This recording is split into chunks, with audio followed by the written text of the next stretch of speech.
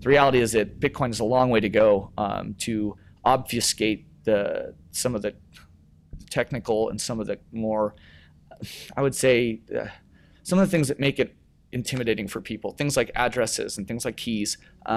You can design around that. So instead of copying, I don't know how many times like I copy an address and in a paranoid way like triple check it before I send something, and like that's a very awkward experience. And even I use Bitcoin basically 99% of the time, and I still have those sort of moments from like, oh gosh, did I screw up, right? We got to get rid of that. And I think there are ways to do that. For example, I'd love to be able to like press on a picture of your face and just send you money, right? It's got to get that simple. And there are lots of people doing this. This isn't like a really genius idea or anything. It's just that so much focus was first on the technical side, and now we really need to focus on building it for the mainstream. User experience, yeah.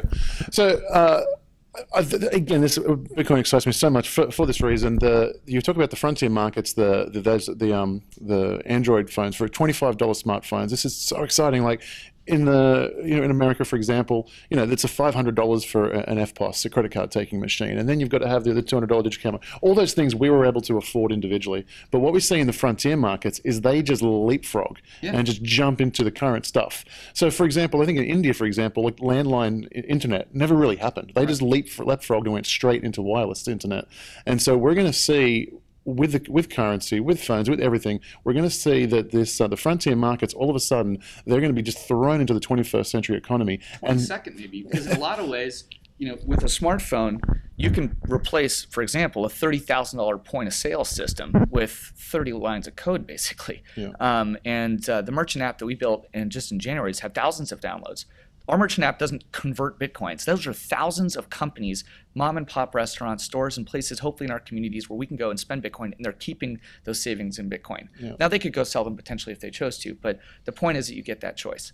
And the most amazing thing that we don't even know how much this is going to shape and change the world, but the fact that you can put a bank on your phone and you control it is like giving someone access to a better financial system than Fortune 500 CEOs. Meanwhile, they also have access to Wikipedia and as much information as someone would have to take their entire lifetime potentially to collect to gain the experience with. So we're going to unlock so much human capital, and it's just the beginning of this new sort of connected phase of the world, and I'm very encouraged and enthusiastic about it.